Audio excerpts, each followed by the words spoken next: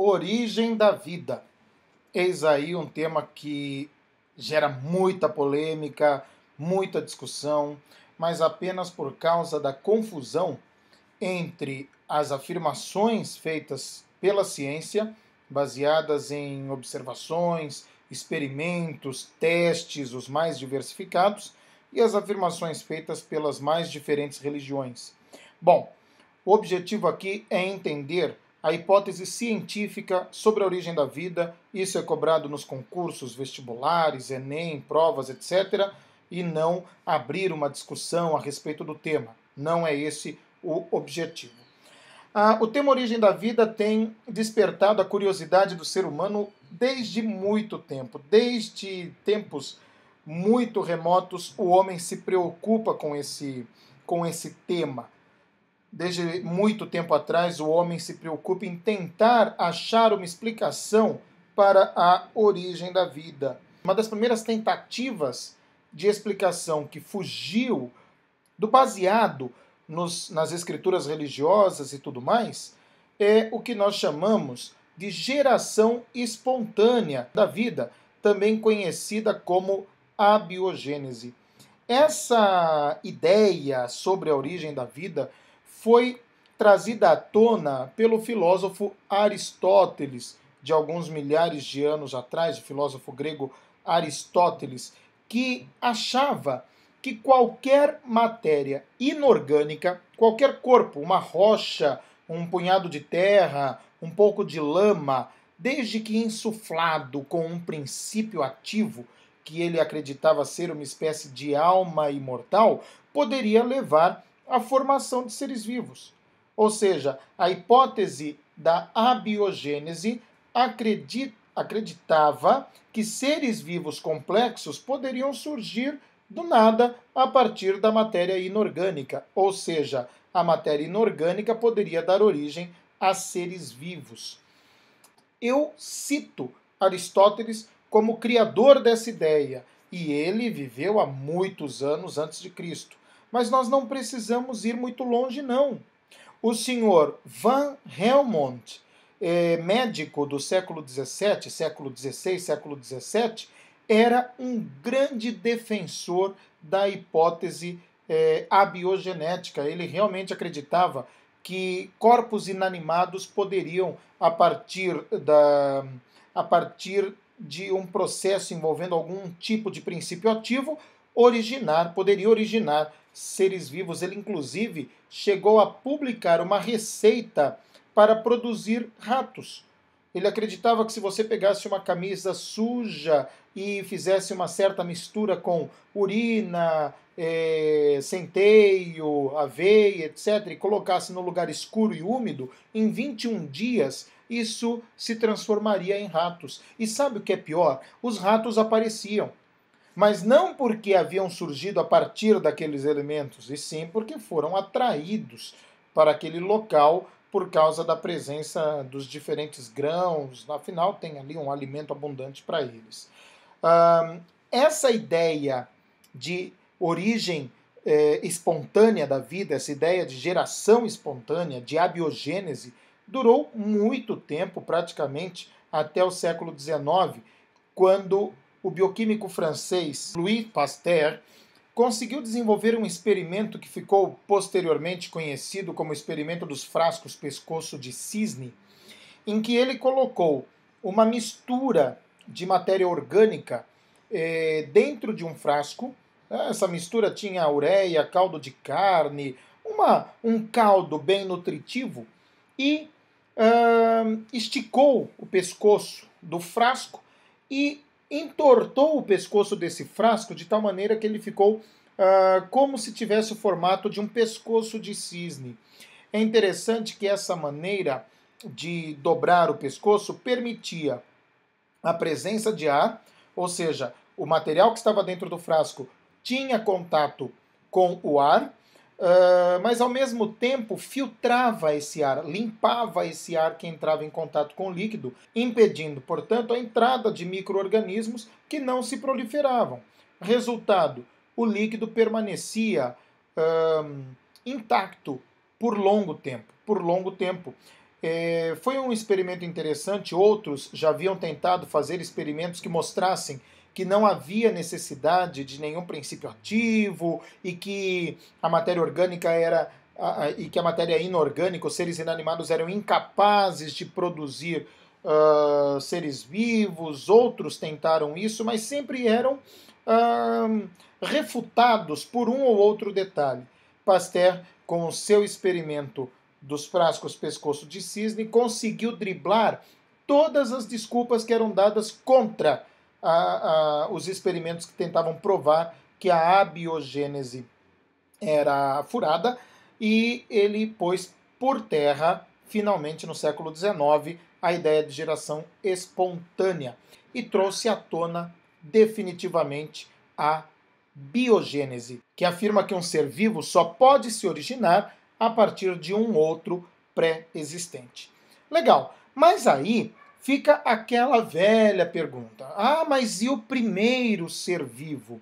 Muitas hipóteses foram desenvolvidas para tentar explicar o surgimento dos primeiros seres vivos, para tentar dizer como eram esses primeiros seres vivos.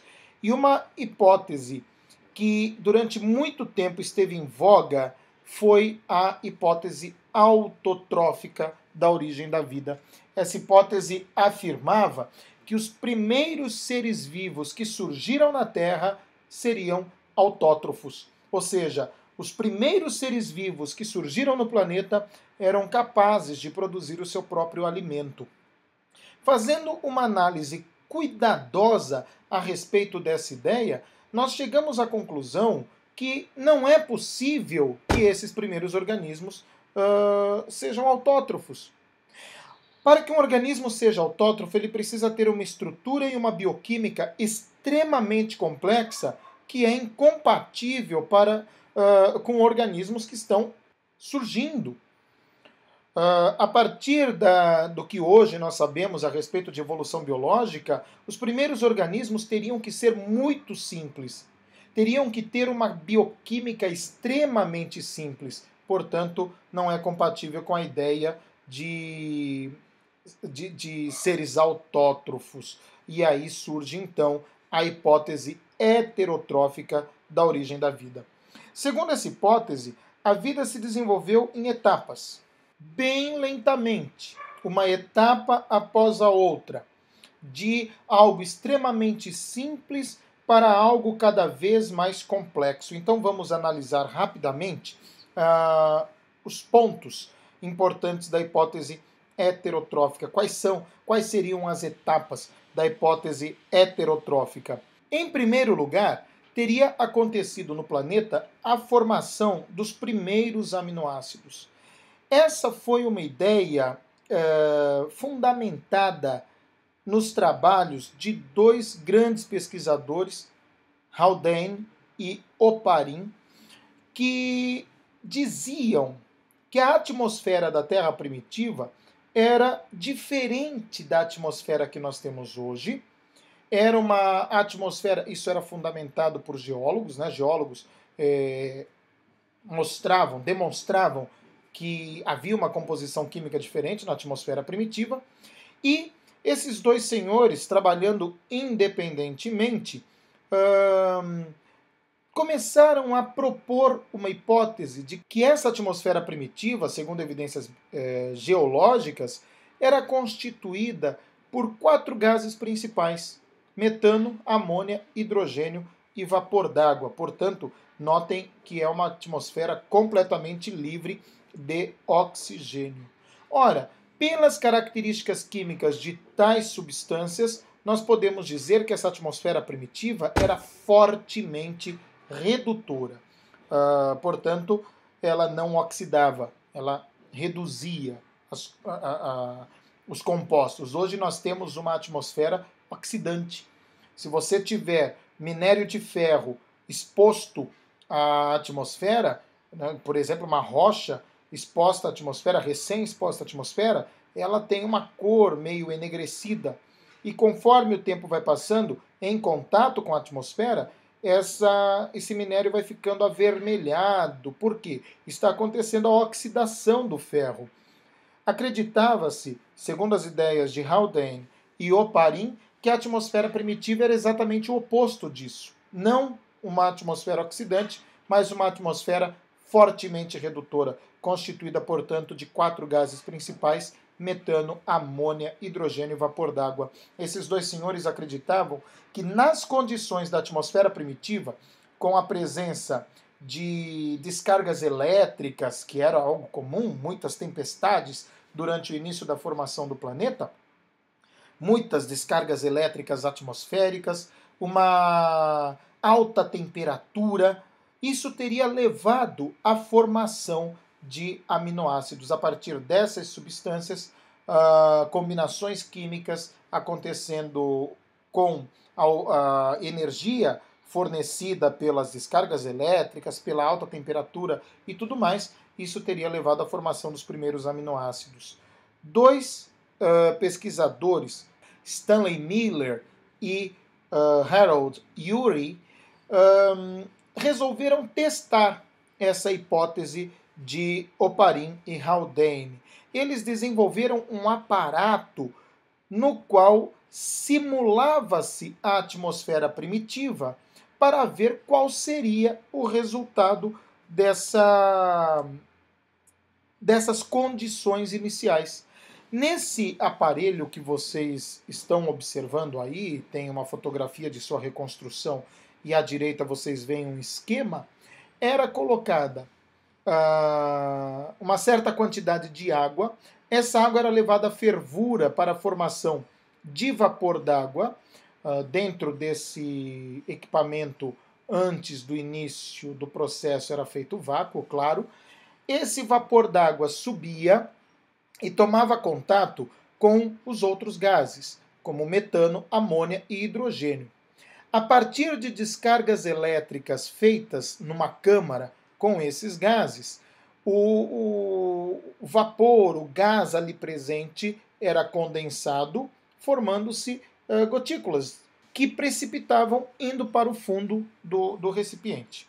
Muito bem, a partir do momento que isso daí funcionava ao longo de muito tempo assim, algumas horas, alguns dias de funcionamento, Miller e Urey conseguiram observar nessa parte mais baixa do equipamento que, apesar de dentro dele só se ter colocado água, metano, amônia e hidrogênio, eles conseguiam coletar ao final do processo alguns tipos de aminoácidos. Olha que interessante. Portanto, a ideia de Oparin e Haldane de produção de aminoácidos, substâncias extremamente importantes para que haja vida, a partir de gases extremamente simples como os citados, era plenamente possível.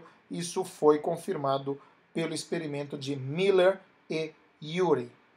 A etapa seguinte, segundo a hipótese autotrófica, depois que se obtiveram os primeiros aminoácidos, seria a formação de proteínas.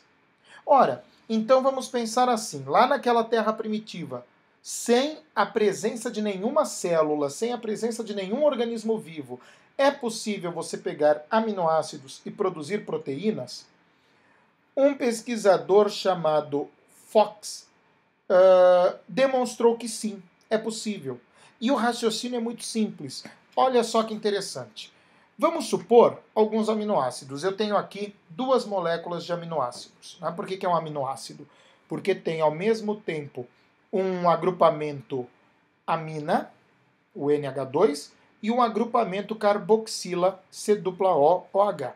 Por isso que vai caracterizar um ácido carboxílico. Por isso que essa substância é um aminoácido. É ao mesmo tempo uma amina e um ácido carboxílico. Muito bem. Através do processo de desidratação desse aminoácido, veja só, nós podemos pegar aqui uma hidroxila de um aminoácido, da carboxila de um aminoácido, com um hidrogênio da amina do outro aminoácido. Notem que se nós combinarmos dessa maneira, vai se formar uma molécula de água. Legal? Então, através do processo de desidratação, você retira uma molécula de água de 2 aminoácidos, deixando 2 ligações livres. Muito bem. Essas duas ligações livres poderiam se combinar e formar o que nós chamamos de ligação peptídica. O que seria a ligação peptídica? A união entre a carboxila de um aminoácido e a amina do outro aminoácido com formação de uma molécula de água. E essa nova molécula que acabou de se formar pela união dos dois aminoácidos é o que nós chamamos de dipeptídeo. Imagine isso acontecendo com vários aminoácidos ao longo de milhares de anos. Você poderia formar longas cadeias peptídicas, que poderia levar, sim, à formação de proteínas, por simples desidratação. Esse senhor, Fox, fez o seguinte: ele pegou uma mistura de aminoácidos, uma mistura seca de aminoácidos, e submeteu essa mistura a aquecimento, para que se produza o processo de desidratação. Após esse procedimento, ele foi capaz de obter em laboratório, sem a participação de nenhum organismo vivo, uma certa quantidade de cadeias polipeptídicas de tamanho considerável. Poderiam ser, sim, precursoras de proteínas. Veja só, na Terra primitiva isso seria possível? Claro que sim. Você tem na atmosfera primitiva a formação dos aminoácidos, segundo demonstrado por Miller e Urey, baseado nas hipóteses de Oparin e Haldane. Esses aminoácidos cairiam com a chuva, alguns iriam acabar nos oceanos, enquanto que outros ficariam sobre a rocha quente. Afinal, no começo da formação do nosso planeta, as temperaturas eram bem elevadas, as rochas dos planetas eram muito quentes. E aí, resultado, esse aminoácido, na presença dessa rocha quente, teria passado por esse processo de desidratação com a formação de cadeias polipeptídicas. Uma outra coisa que Oparin propunha na sua teoria original era que os oceanos do planeta iam, ao longo de milhões de anos, se enriquecendo dessa matéria orgânica. Acabavam ficando, se tornando uma verdadeira sopa orgânica, uma mistura complexa de aminoácidos, cadeias polipeptídicas, algumas proteínas simples. Depois nós vimos, houve também a comprovação da formação de glicose, por exemplo, com os mesmos gases. Basta você bombardear esses gases com ultravioleta que você consegue obter glicose. Então teria se formado um oceano que nada mais era do que uma sopa orgânica. O passo seguinte teria sido a aglomeração de partículas proteicas, por exemplo, que se atrairiam por tensão superficial, forças de Van der Waals e outras interações moleculares, e a partir do momento que essas partículas proteicas fossem isoladas do ambiente por uma camadinha de água, que nós chamamos de película de solvatação, teriam se formado os coacervados. Então, a formação de coacervados seria a etapa seguinte no desenvolvimento aí dos primeiros seres vivos, de acordo com a hipótese autotrófica. Essa hipótese é bastante interessante e facilmente comprovada em laboratório. É possível produzir coacervados em laboratório. Note, para uma pessoa que não saiba absolutamente nada sobre o experimento que está sendo executado, a observação desse material ao microscópio poderia levá-la a crer que ela está observando células. Mas isso não são células. Aliás, que fique claro, isso não são seres vivos. Esses grânulos que aparecem no interior desses corpos avermelhados aí são grânulos proteicos que se juntaram e acabou se formando ao redor desses grânulos uma película de água que isolou esses grânulos do restante do meio. Ou seja, ali acabou se formando, por causa dessa película de água, um meio interno ligeiramente diferente do meio externo. Esses coacervados podem ser partículas extremamente instáveis. Formam-se e quebram-se em seguida, se desfazem em seguida. Mas, dependendo da combinação de compostos, dependendo da maneira como eles se reúnem, dependendo da forma como isso acontece, esses coacervados podem ser um pouco mais estáveis e ter uma duração um pouco mais longa. Ora, se existem substâncias químicas no interior dessas partículas, no interior desses coacervados, podem acontecer reações químicas ali dentro. E como eles estão muito concentrados ali, separado do restante do meio, há uma probabilidade maior da ocorrência dessas reações.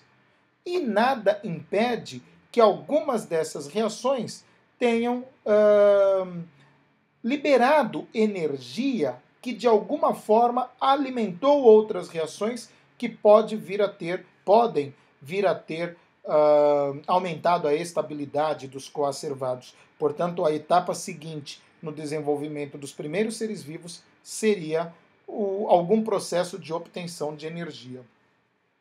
Vamos supor que um coacervado tenha permanecido estável. Ele tem uma certa estrutura, ele está desenvolvendo em seu interior uma série de reações que levam à liberação de energia e ele tem uma vida duradoura. Não é correto o que eu acabei de dizer, ele tem uma duração maior, né? Ele tem uma longevidade maior. Ora, esses seres poderiam prosseguir incorporando partículas do meio. Ele estaria se alimentando, né? Ele estaria incorporando novas partículas e aumentando o tamanho. Acontece que quanto maior ele fica, menos a superfície disponível consegue obter material suficiente para mantê-lo naquele tamanho. Ou seja, teria surgido aí um processo de fome. Ele precisa de mais material, mas a sua superfície não dá conta de obter esse material para mantê-lo naquela estrutura. Ora, numa situação dessas, já que ele não consegue se manter, de duas uma. Ou ele se destrói, ou ele se divide para ficar menor. A partir do momento que essas estruturas conseguiram se dividir sem se destruir, ou seja, um coacervado conseguia originar dois coacervados, um coacervado estável conseguiu originar dois coacervados também estáveis, foi desenvolvida a capacidade de reprodução. Um detalhe interessante nós sabemos hoje que a reprodução está intimamente ligada à existência de um material genético. Esse material genético também poderia ter se desenvolvido durante esses milhões de anos iniciais do nosso planeta. Observe que aqueles gases, amônia, metano, vapor d'água e hidrogênio, quando submetido a determinados processos, pode também, além da geração de aminoácidos, além da geração de carboidratos, gerar nucleotídeos. Isso é demonstrável em laboratório. Ora, então nós temos aí tudo que é necessário para formar as primeiras cadeias polinucleotídicas que teriam originado o que hoje nós chamamos de DNA e RNA. Há uma grande possibilidade do primeiro material genético dos primeiros seres vivos ter sido RNA, que é uma molécula mais simples, e que depois isso teria de alguma forma se alterado e o material genético preferencial tivesse mudado para DNA. Portanto, nós temos aí o estabelecimento da hereditariedade e a capacidade de reprodução. Ora, só depois que todas essas etapas teriam sido cumpridas é que esses organismos primitivos, capazes de se alimentar com partículas presentes no meio, portanto heterótrofos, capazes de se reproduzir, capazes de manter a sua estrutura, de manter estável a sua estrutura, só então os processos bioquímicos ainda primitivos poderiam levar a novas vias metabólicas que, depois de milhões de anos, teria levado ao aparecimento dos primeiros autótrofos.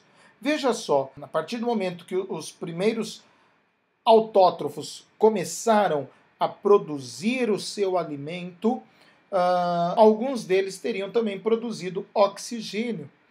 Estava aí iniciando o processo de síntese pela luz com liberação de oxigênio, ou seja, surgia aí a fotossíntese. Ora, como esses organismos autótrofos tinham uma vantagem maior em relação aos seus pares heterótrofos, afinal o heterótrofo tem que caçar o seu alimento para se manter, o autótrofo fica lá lindinho, paradinho, exposto à luz, ou obtendo energia de alguma reação, whatever, de alguma maneira ele não precisa ir atrás do alimento, ele produz o seu próprio alimento.